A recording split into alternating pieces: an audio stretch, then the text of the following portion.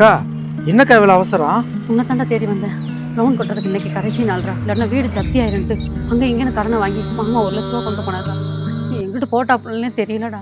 மனுஷன் பித்து பிடிச்சி உட்காந்துருக்காப்புல.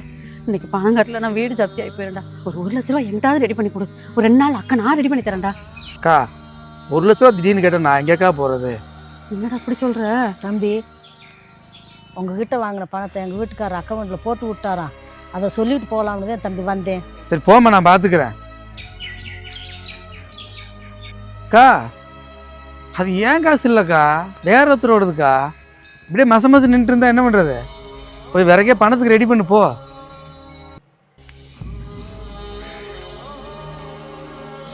டேய், வேலை கிடைச்சிருச்சுன்னு அம்மா சொல்லிச்சு. என்ன வேலைக்கு போக இப்படி உட்காந்துருக்க?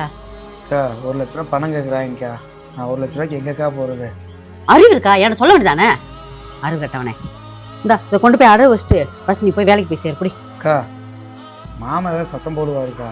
நீ நல்லா இருக்கன்னா மாமா சந்தோஷம் தாண்டா படும். ஃபர்ஸ்ட் எந்திரிச்சு போய் வேலையை பாரு போ.